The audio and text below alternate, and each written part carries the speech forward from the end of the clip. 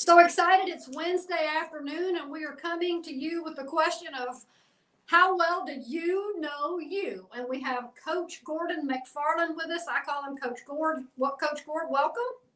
Welcome. Well, great to be here, Beth. Thanks for inviting me. So I'm so fascinated with the topic of human behavior because we all know that we have human behavior, but we all wish we could get a better handle on our own behavior, as in, why do I do what I do? Why do I do what I don't want to do? So let's kind of start with that because we all know ourselves pretty well, or do we? I guess is the great question. Well, that is a really good question. I don't think people know themselves as well as they'd like to, and that's why Mm-hmm. we have a lot of interest in our program. Work with thousands and thousands of athletes and thousands of employees throughout North America, around the world, in fact. My first book was launched in 2001, Become a Person of Influence, which touched on how to become a person of influence, knowing yourself, self-awareness, knowing people around you, how to build a good organization. It really started with knowing you. Who are you? What do you bring to the table? We talk about your just your skill set, what you bring to the table. Like people, when you still go for a job interview, they'll say, "Well, hey, well, why should we hire you? What's your skill set, right?" And so we always talk about, well, you got to really know and understand who you are, so you can communicate what you bring, what I call your value proposition. What do you bring to the table?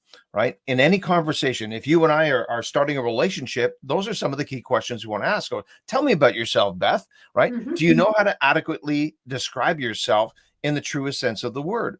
So really it comes down to personality and character. Those are I get that question all the time, Beth. What's the difference between personality and character? Or this, I married this guy, or I'm dating this person, or I've been partners with this person, and it seems like their personality has changed. Have you ever had that question? Can a person's personality change? Here's the quick answer. No. Personality is DNA based, right? You're born with your personality, you're going to die with that personality. What people are experiencing is the character of an individual, and character is formed by their life nurture through their parents, their teachers, their coaches, their peer influences, and that creates something called attitude and behavior. What you Mm-hmm. don't like in people is usually their attitude and their behavior, but your personality is static. It's going to be developed and grown and adjusted throughout your life based on life experiences. But I'm a very strong, driven, outgoing personality. Guess what? I'm 65, and I was that way when I was a kid. I'm still that way as an adult, Mm-hmm. and heading into my retirement years. I'm still go go go. I work nights. I work during the day. I go go go. That's just part of my DNA. What's changed in my life is my ability to adapt to different people, situations. We call that nurture. So there's nature and there's nurture. Nature is who you are, personality. Character is what you do with who you are. So we have a Yeah. lot of really cool approaches that we have with people where we start with personality. We start with a personality profile. We help them to understand who they are from a DNA perspective, and then how to adapt to themselves, people around them, and to the organizations and environments that they're in. So it's a bit of a process, but Yeah. once they get it, I think people are pretty enthused about what they're finding out within their value proposition. So great question. So let's clarify something because I asked you this the other day, and so your personality is formed between the ages of 0 and 7. That's correct, right?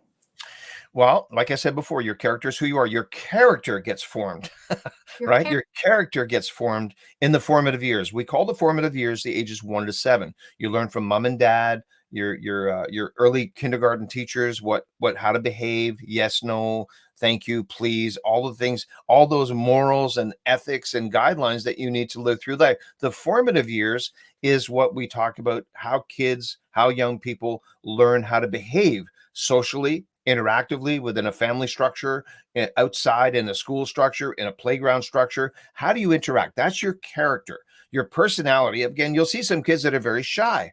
You'll see some kids that are really outgoing. They'll go up and they'll meet their best friend in the next 2 minutes at a Yeah. park, right? Yeah. They've never met them before. Well, that's an outgoing personality. So you're really classified into when you do a disc model. We use the disc model, you and I. We use the disc model of human behavior. Very simple, very easy to understand. But the cool thing about the disc model that we use is memory recall. It allows people to really, really remember who they are, not to discount or take away from any of the other personality profiling instruments like Myers-Briggs and colors and enneagrams. It's just that they're very difficult to remember, and they're not necessarily life applicable across the board. The DISC model that I learned from Dr. Robert Rome in Personality Insights, and I've been with him, I'm one of his master trainers, been with him for over 20 years. We find that the memory recall factor for personalities is really, really powerful using his DISC model. Again, there's outgoing and reserved personalities, there's task and people. We are usually either outgoing or reserved, and then a portion of a high percentage of task and people, or low percentage of people, or the vice versa, high percentage of people, low percentage of tasks. So once you know all that, those first 7 years is how your parents get to know who you are. So we do families, like we do, say, mom and dad say, who's my little Beth? Who's Beth? And so we do Beth's personality profile. We start at age 5. We can start knowing the personalities at age 5, and then you have a really good handle on the attitude and behavior of that child. So you know how to create the climate. It's very important to create the climate. Dr. Rome has taught me CC, create the climate, and EE. It's called engineer the environment, or establish the environment so that people feel comfortable. The key thing of performance, the key thing of behavior is to allow people to feel comfortable in their current environment and create a climate where they're going to perform to their strength and their value proposition.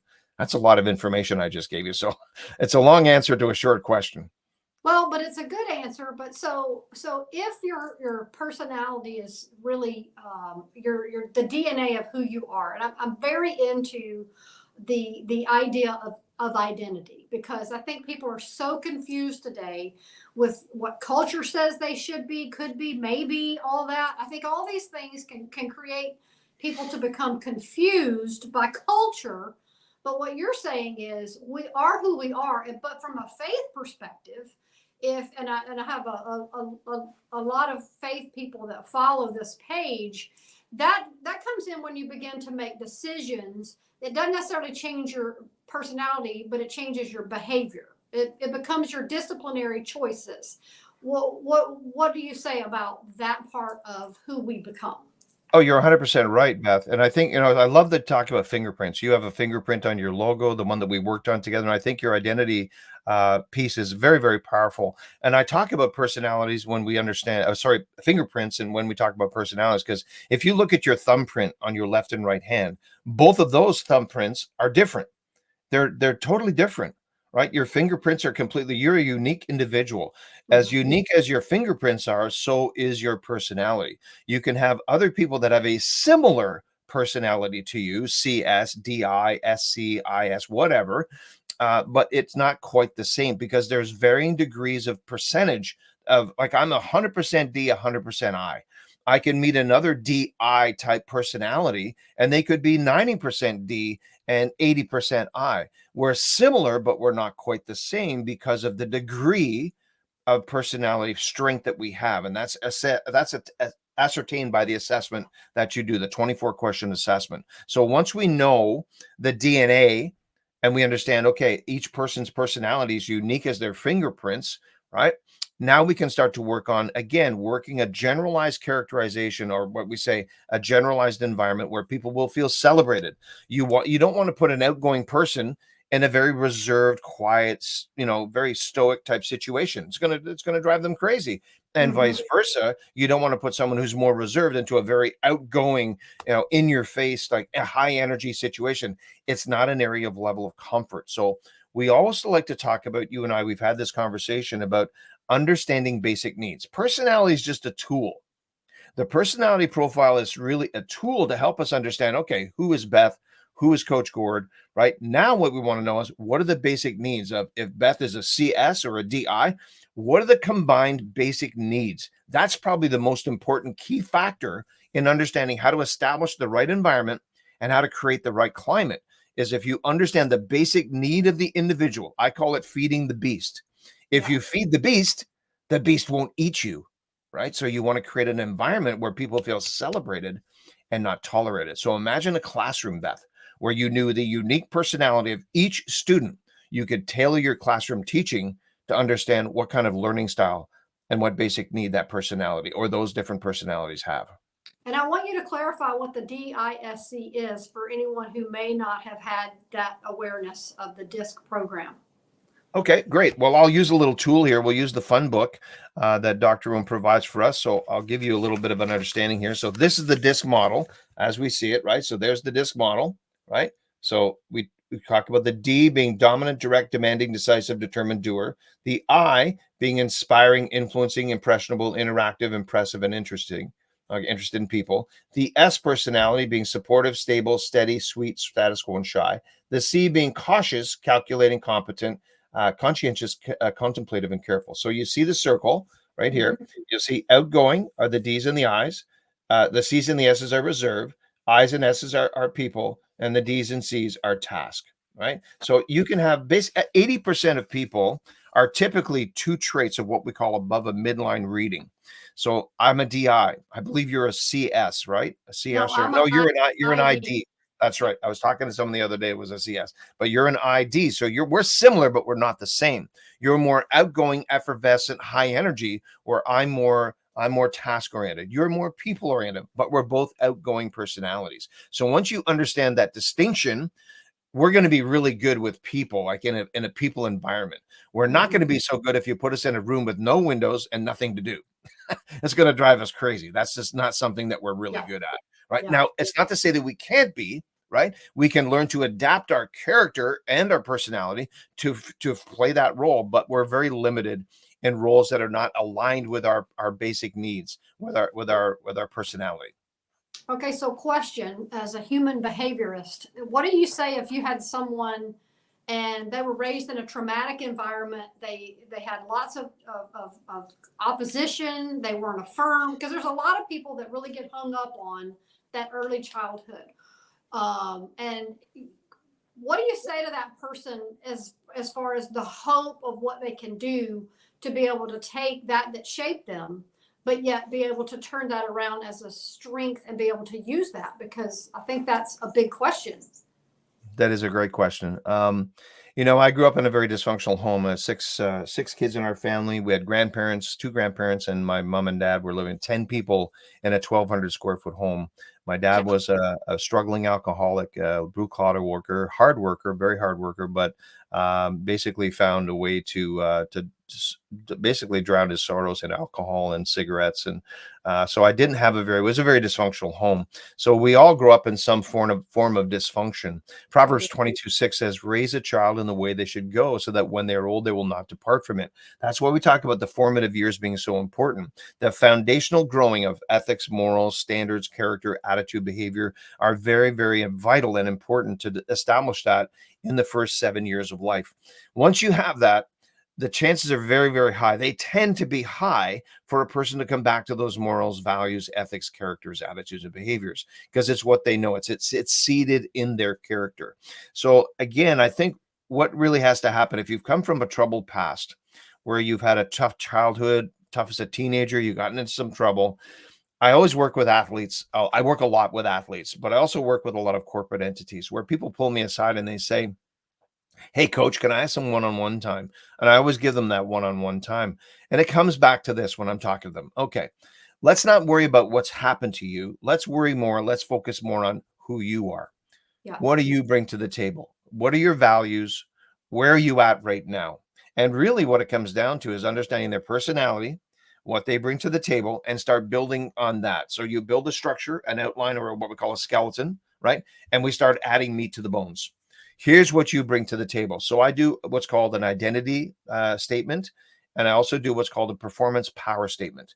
Those two things will allow a person to take their personality profile and go through an introspective study of that profile and understand what are the words that best describe them, what's the best environment for them, what words motivate them, what words and actions demotivate them, and try to put themselves into a place where they feel celebrated more often than they feel tolerated.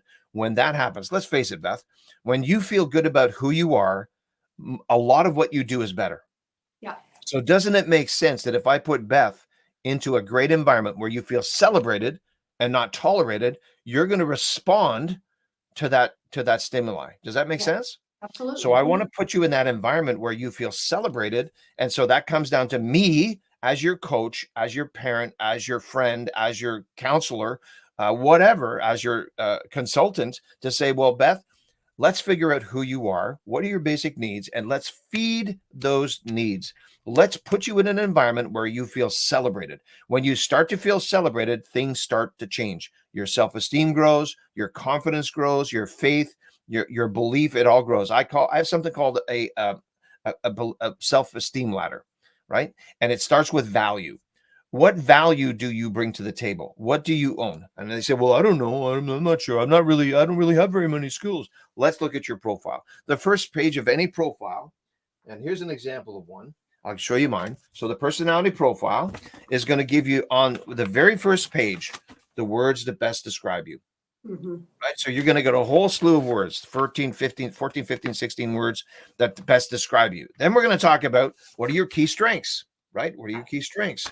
The next page on this 6-page profile is what are your keys to excellence? Oh, there's so many good things in this profile that you can get. You provide the same service to folks as you start coaching them. Then who are you as a team member? All kinds of different things. What's your main motivation? Your individual talents and gifts, your value as a team member, your ideal environment. Don't you want to know that? What's the key to motivate you? What are the keys to manage your behavior and attitude? How can you best act under pressure, and how others may misunderstand and misread you? Once you have all this information, and then we say, okay, well, who are you naturally? Who are you naturally? And who are you in your environment? So we get to see you naturally, and we get to see you in a current environment. So once we know these factors, now we can begin to communicate you in a good way. And people get skewed in their relationships because basic needs are not being met. If I'm in a relationship with you, Beth, and you're feeling, well, Coach, we're just at odds all the time, we're not talking the same language, it's because I've stopped thinking about basic needs for you, and you've stopped talking about basic needs for me. Listen, a marriage is not about basically feeding yourself. It's called die to self. An effective marriage, an effective partnership, anything that's going to be long lasting is going to be a die to self type of attitude. You first, me last, right? And that's a very, very effective way to run relationships. If I'm more concerned about what does Beth need, and you're more concerned about what does Coach Gord need, we're going to have a great relationship, because now it's not all about me. I want to feed your beast and you want to feed my beast. The basic needs are being met. When you create that climate, when you establish that environment, Beth, great things can happen. Well, and I think it's important too to understand the difference in the personalities. Like, I'm a high ID. My husband is all D. He has no I. So when we go somewhere together, I'm like, look, I want to like these people, and you're going to have to be nice to them, and he's like, okay. It's the back and forth of be nice to them, acknowledge that they're, because he's so key that he, you can have fun with the differences in the personalities, but you have to understand that. So I want to ask the question about, we're in a time where so many people, anxiety's all the way up here. People feel alone and isolated. Is that because of they don't necessarily understand who they are, and therefore they're fighting with who they are? Does that question make sense? Wow, another really good question. There's a lot to that question, Beth. I think the reality is this, is that let's use my profile, for instance, okay? So if you look at the graph, okay, you can see green and red, okay, very high. Blue on this one over here, blue is above what we call the midline. You can see the midline right there. And then you'll notice that this C, right, it's very low. It's 3%. You got no C. You got no C there. You're missing exactly. a C. So when I go into a very reserved, very detail-oriented environment, that's not my thing. That's not, I'm not comfortable in that environment. In fact, I'm not happy. I'm grumpy Gord. Okay. That is not your EE. No. But does it make sense to you that school, a place like school, is a very high C environment? But they don't cater to personalities that are this, right? That are these. Now in my environment, look at my environment. Right? Look at my environment, right? It's very high D, virtually nothing else.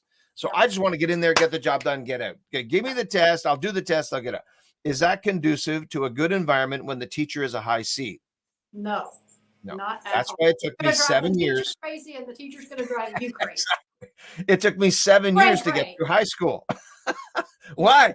Because I wasn't my personality was not conducive to a CSSC type environment for teaching, right? Yeah. Where you need to sit down, take notes, gather information, do your test, get your marks, and yeah, I got my certificate. Now, it's not that I'm not smart, it's just that I'm easily distracted. There are dysfunctions for each of the 4 personalities, which I like to share with people because they don't know. There's ADD for the D, because the D is go, go, go. They want to Yeah. keep going. They want to keep it. Right? They have ADD because if it doesn't interest them, they're off to doing something else. Right. The I personality is ADHD, attention deficit hyper disorder. They can't sit still. So That's don't keep me. my attention. Keep my attention. So when I was working with sports, I was telling coaches who are very C and D, I said, guys, gals, you want to create a training that's only no more than 15 minutes. Like when you're doing a skill, 10 to 15 minutes max. Because if you have high eyes on your team, they're going to be shiny object syndrome, right? They're going to be distracted, squirrel, right? And so that you have to be aware of those 2 dysfunctions. Now, for the S personality, the behavioral dysfunction is fear.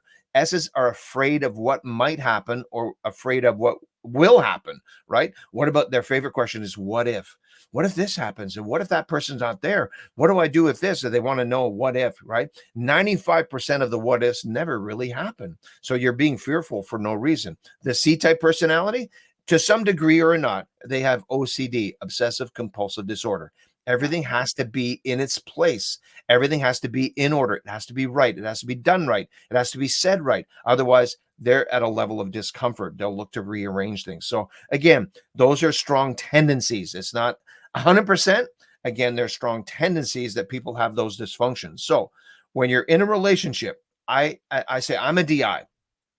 My main objective as a DI is to learn how to visit the 2 traits that are lower in my trait continuum. So the S and the C are lower. So I work on how to understand those ones better so I can be a better DI. Does that make sense? Yeah, it I does. want to visit the traits that are lower in my trait continuum so I can learn about who are you. So the 3 steps are this: self-awareness, who am I? Aware of other people, who are you?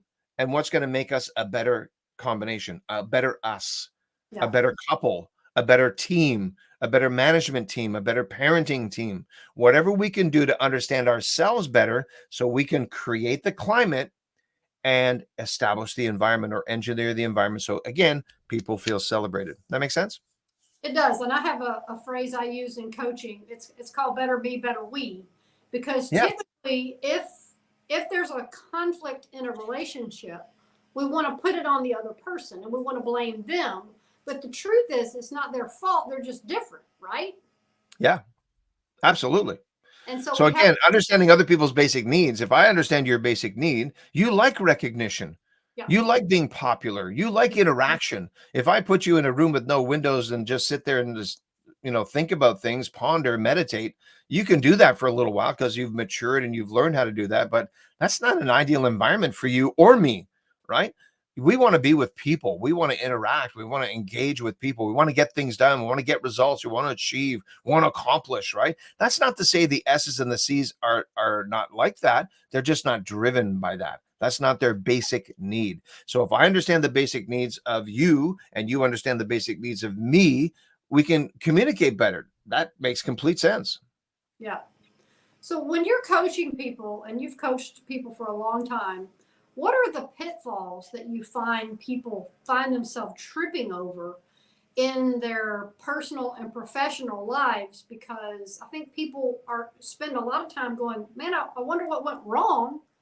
I don't know what happened there. I don't know how that didn't work out like I thought to. What are the pitfalls that we need to be more aware of so that we can be more proactive with?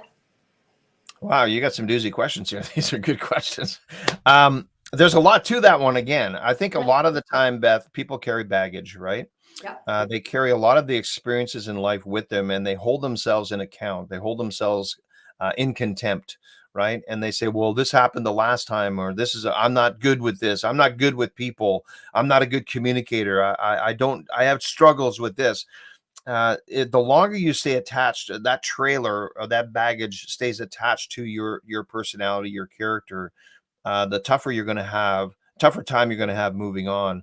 So it's really a journey of discovery.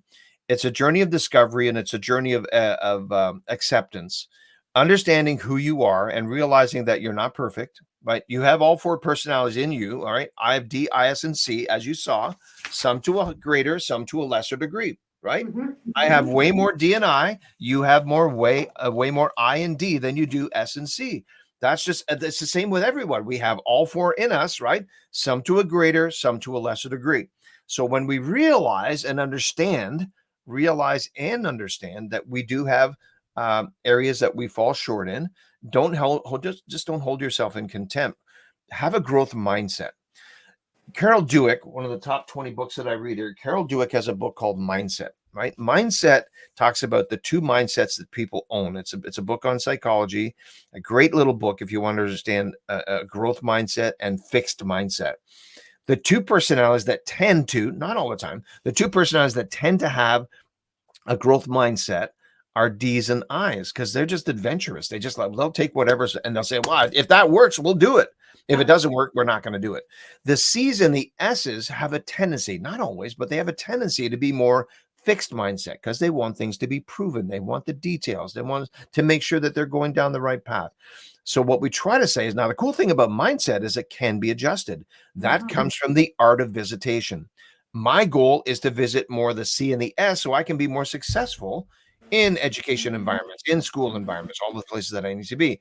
C's and S's need to visit to be more outgoing, to interact with people. Go to the party, go to an organizational meeting and stick your hand out and say hello and talk to people. I don't know what to say. So I give them this little acronym. Use the acronym FORM, FORM. Talk about family, talk about occupation, talk about recreation. Hey, what do you do for fun? What's your occupation? What do you do for a living? Where do you work? And M is message, motivation, or money. I break that down into three different ways because M can go one of two ways. Hey, I asked the question, hey, Beth, if you won $1 million, how would that change your life? And then you can tell a lot about a person when you bring money into the question, right? What's your life motivation? The letter M. What motivates you? What gets you up in the morning? What really motivates you? What inspires you to do what you do? And what's your message? What's your life message? If someone was starting out in life, what message would you give them? That can tell me a lot about what a person's background is, what their future desires are, and what their value proposition is. So the acronym FORM is really good for people who are not so good at reaching out, at interacting, at going with different people and talking to them. Use the acronym FORM just to go, okay, remember FORM, family, occupation, recreation, and message, money, or motivation, right? So that's a good little tip for those C's and S's who are a little more shy, a little more reserved, that are not people that want to go out. And you and I have no problem. We can talk to inanimate objects, right? Yeah. It's not a problem. So But that's true. that encouragement. And it also feeds the beast of preparation. If you're a person who needs to walk into a room and have prepared, then it gives a vehicle, a specific thing to say, okay, here's your preparation, go in with the form, and then you've got a plan. And then that alleviates anxiety. So is that a key of eliminating anxiety? Because again, people are really struggling with that. Is I think the key, I guess, to that is understanding you're a little bit of all four, and then strengthening those areas where I'm not great at S and C, but I have tripped over myself enough times to know I better be cautious about this decision. Yeah. I have learned the hard way. If I leap into it, it's not going to go well. So, as far as dealing with that personal anxiety, and being able to fully go out every day and engage. I know there's no secret sauce for that, but I think what you said is quit holding yourself hostage to all the things you think that you got to do and be, right. Yeah. Wow. What a great question again, Beth. And this is a reality. I have four daughters. They're all grown now. I have grandkids. My wife and I have been together for 40 years next month. And she's a specialist. She's a teacher. She's at school today, or her first staff meeting of the year for a Christian private school here in Ontario. Canada. And, we talk about all the time about, mental health.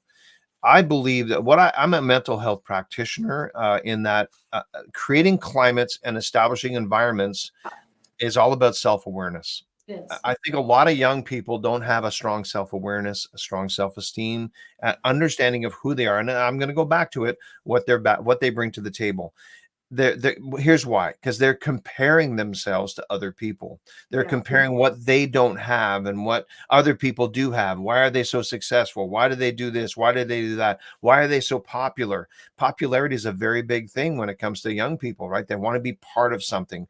Well, I try to build up self-esteem in people. Let's go back to the ladder. What's their value, right?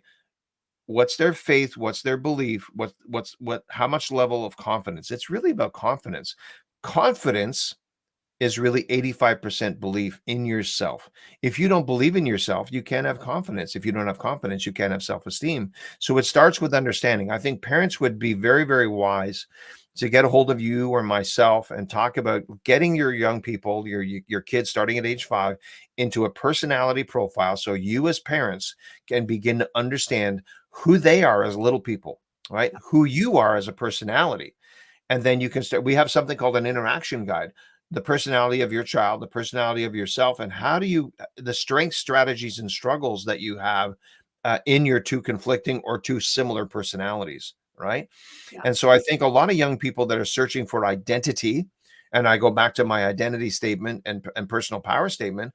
For instance, if I'm working with an athlete, there are 3 different awareness campaigns that I want them to be on. Who are they as a person?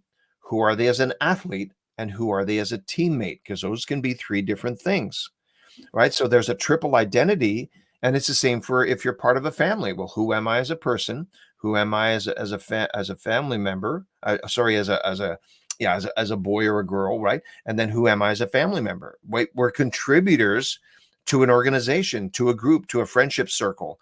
And so really it starts with self-awareness, your comfort level, your confidence, but it comes right down to being self-aware. A lot of kids are not self-aware. And so mental health comes from strength in knowing who you are, why you were created, your purpose, right? And what you're calling. Most teenagers are trying to go into careers that's not suited for their personality, not Yeah. suited for their upbringing. You want to really know your personality. When you know your personality, right?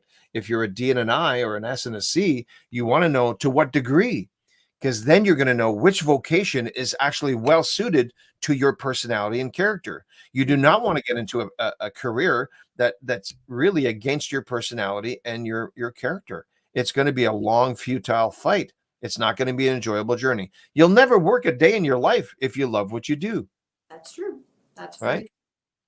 Well, this is so good. We could talk all day, but we won't. I'll cap it there. But this is it's also fascinating, but it's also doable. And I think that, Very doable. I think we all have to do the work to make our life work for us, and understanding the personalities and developing that character is such an important part of that. And we're going to put in the comments your books and your coaching and how people can link to you, because you are a master trainer. You've been doing this for a long time. You have books, you have resources, and we want to make that available to others, because I know I've learned from you in the short time that I've known you, and I'm grateful to get to be able to continue to do that. So thank you Thank so you. much for being with us today. Thank you. And a new book that I'll be coming out with that'll be very helpful, I think, for people is Communicate to Connect: The Power Yeah, of Words, Influential Communication for Coaches, Leaders, and Parents. that's So going to that's going to be, and basically it's going to be a very short book. It's not going to be a long book. It's going to be 9 chapters. Communicate to Connect Introduction, the first rule of communication, skill with people, how to cultivate connections, the 4 C's of communication, right? Don't criticize, condemn, complain, or compare. Go Mhm. where you're valued, chapter 5. Chapter 6 is develop a performance mindset. And then number 7, why mindset matters, why your mindset's important. Chapter 8 will be more communicate to connect, and I'll be closing the circle. And then I'll finish in chapter 9 with make everybody feel like a somebody. that'll be 9 chapters. It'll be about a 40, 50-page book, small book. It'll be coming out on Amazon here in the next short while. So be on the lookout for that. My personal website is performancemindsetcoach.com. And well, there's a mistake in there. It actually should be mindset. So let's see here if I can fix that. So it's mindset. I put it in there wrong. I'll put it in there again properly. Are you putting that in the Facebook link? Yeah. Okay, good. Perfect. Good. We've got some good comments here. So yeah, people are liking the topic. Oh, cool. There it is, performancemindsetcoach.com. That is my main website, but I also have my Facebook page. You can certainly follow me on Facebook. I'm on Instagram under Performance Mindset Coach. Facebook is Gordon MacFarlane. And then if people are coaches or teachers, I invite them to my private Performance Mindset Coach Facebook group. I've got about 900 members there that get daily inspiration and daily information from me on my Just performance. put any of those that people are invited to, just put those in the links, because then people won't have to go looking. They can just click. Yeah, if they go to my website, performancemindsetcoach.com, at the very bottom of the page, all my links are there. LinkedIn, Instagram, Facebook. You just have to click on the little logo, the Facebook logo, Instagram logo, and LinkedIn logo. All of my contact information is there. I do keynote addresses, keynote speaking. I do one-on-ones. In fact, I'm meeting with a gentleman tonight who's I've been coaching for a number of years. He's having some challenges with his partner, and so he wants to talk about that. So my wife and I will get together with them and provide some insights on how they can make their two personalities and characters work in a long-term setting. So we do that on a regular basis with people. We're here to help, right? We're here to help people like you are. You're providing people, how to have that life on purpose, right? I think if people have purpose and direction, and they know who they are, what their value proposition is. Value proposition is not just for companies. Right. Everybody has to have a value proposition for their life. What do they bring to the table? It's what's important, right? In a relationship, if we're going to start dating someone, isn't it good to know what that person brings to the table? Why should I date you? Why should I hire you to my company? Why do we build championship teams, right? How do we build championship teams? Well, we've got to have the right ingredients. When you're making a cake, how do you make a cake rise? You need all the right ingredients. It's the same for a family. It's the same for a business. It's the same for an organizational team. And I think Beth, it's been great to be with you today. It was wonderful. You too. Thank you so much for joining me. We'll definitely loop back around and do this again when your book comes out. Would love to come back and talk about something. Yeah, the most recent book that's going to come out is one more for athletes and first responders. Is Increase Your Grit and Mental Toughness. This is the first copy. This is actually looks like an LSU Tiger, just so you know. Yeah, this is the hard copy. So it's a nice little book that's coming out on Amazon here. It was I talked to my publisher yesterday. They're coming up with that, but that'll be released here in the next 2-3 days. So it'll be available in the market. Do me a favor, go on, buy the book, and write me a review. Tell me how much you like it. I will definitely do that, because an author, I know how important that is. So I will definitely do that. Thank you. Well, great. Thank you so much. Appreciate the comments, everybody, for coming in. And we'll definitely loop back around. And till next time, Coach Gordon. Thanks, Beth.